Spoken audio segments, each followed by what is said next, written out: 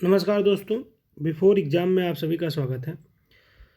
आर्थिक सर्वे का एक प्रारूप है छोटा सा, जो हम आप लोगों के सामने प्रेजेंट कर रहे हैं। अभी देखा जाए तो अर्थव्यवस्था, जो हमारी अर्थव्यवस्था, भारत की अर्थव्यवस्था जो है वो कोरोना महामारी के महामारी से अब उभर रही है। और उम्मीद ये की जा रही है कि अगले वित्त वर्ष में ये रफ्तार पकड़ लेगी। उसमें कुछ फैक्ट अभी इकोनॉमिक सर्वे पिछले उसका इकोनॉमिक फैक्ट में आया हुआ है, एक सर्वे में आया हुआ है, तो उसको देख लेते हैं क्या क्या चीज़ें आई हैं। तो उसमें ये आया है कि जो वित्त वर्ष 2021-22 के लिए जो विकास दर रहेगी वो करीब करीब 9 रहने वाली है। कितना रहने वाली है? 9.2% रहने वाली है। वहीं अगले वित्त वर्ष के लिए इसमें बताया गया कि जब 2022 और 23 के लिए ये कितना रहेगी? 8 से 8.5% रहेगी।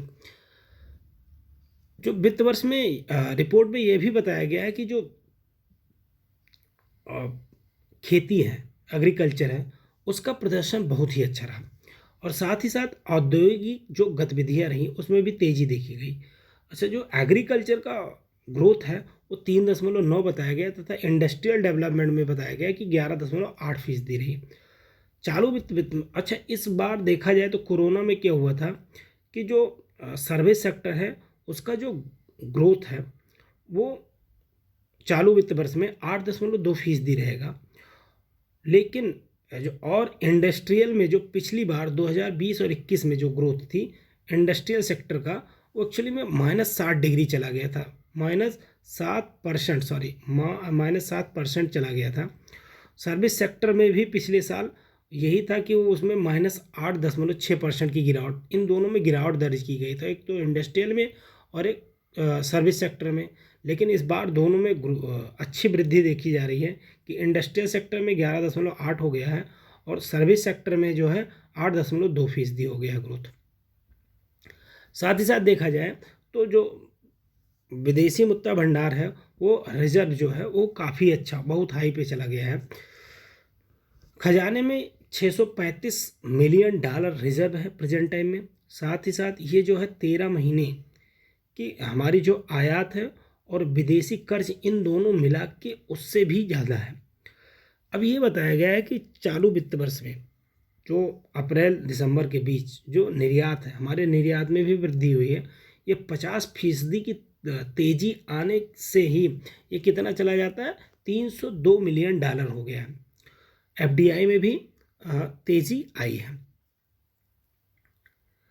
अब लिक्विडिटी टैम्परिंग, ये टैम्परिंग मतलब क्या हुआ कि जो हम लोग बॉन्ड की खरीद को कम करना और सिस्टम में लिक्विडिटी सप्लाई को घटाना, इसको बोला जाता है लिक्विडिटी टैम्परिंग। में सेंटिमेंट बहुत ज़्यादा नकारात्मक असर नहीं होगा। इसका जो सेंटिमेंट है ये, इसका अफेक्ट बहुत ज़्यादा नहीं होने वाला है।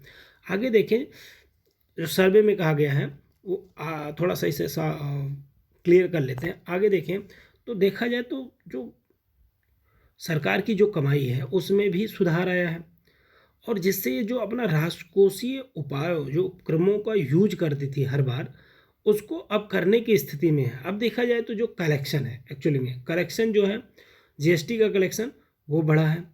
अब जीएसटी का कलेक्शन जो है वो 2021 और 22 में तीसरी किस्त का एडवांस जो कलेक्शन आया था वो 53.5% बढ़ा है। कितना? 53.5%। अगला देखें 2021 और 22 में शुद्ध प्रत्यक्ष जो कर संग्रह है वो 60% बढ़ जा गया है। इसी कारण वो क्या है कि वो अच्छे पोजीशन में सरकार आ गई है, और जो उपक्रम है राजकोषीय उपायों के, उसकी घोषणा करने की स्थिति में पहुंच गई है। आगे देखें तो आर्थिक आर्थिक सर्वेक्षण में ये भी आया कि जो एक्चुअली में जो निवेश है बाजार में, शेयर मार्केट में जो निवेश है वो संतोषजनक रहा है। और आईपीओ के थ्रू ही, इनिशियल आईपीओ के थ्रू ही ये 89,000 करोड़ रुपए से ज़्यादा रकम जुटाया इन्होंने। और जो पिछले वर्ष था, पिछले साल आईपीओ के जरिए से ये काफ़ी ज़्यादा है। अच्छा, आर्थिक सुस्ती में जो जानकार हैं, आर्थिक जानकार हैं, वो मान रहे हैं कि अभी रफ्तार नहीं पकड़ रही है लेकिन धीरे धीरे एक्चुअली किसका रफ्तार, मांग की रफ्तार नहीं हो रही है। लोगों के पास पैसा नहीं है तो डिमांड नहीं हो पा रही है, तो अभी मांग की रफ्तार नहीं पकड़ पा रही है। लेकिन आने वाले समय में मांग की रफ्तार पकड़ी है। अब इसमें सरकार बहुत बड़ा योगदान कर सकती है, क्योंकि पब्लिक डिमांड तेजी नहीं आ रही है और यह स्थिति चिंताजनक है। और पब्लिक डिमांड नहीं है, एक्चुअली इसका मेन रीज़न क्या है कि महंगाई दर भी काफ़ी ज़्यादा है। जो पिछले साल था वो 5.6% रही। हालांकि थोक महंगाई जो है वो कितना हो गई थी, दोहरे अंक में पहुंच गई थी। आगे देखें तो बैंकिंग सेक्टर के पास पर्याप्त लिक्विडिटी है, उसके पास लिक्विडिटी का कोई अभाव नहीं है, मतलब पैसा भी पर्याप्त है। बैड लोन में गिरावट आई है। और जो वित्त वर्ष 2022 और 23 में ग्रोथ रफ्तार, अब ये 2-3 क्लास मिलके, एक तो ये कि बैंकिंग सेक्टर में लिक्विडिटी पर्याप्त है, दूसरा क्या है कि बैड लोन ना होने के कारण अब ग्रोथ जो है, ग्रोथ की रफ्तार पकड़ने की पूरी तरह तैयारी हो गई है। आगे देखा जाए तो सर्वे में ये भी कहा गया है कि कोरोना काल में सप्लाई की समस्या ज़्यादा गंभीर थी। क्यों?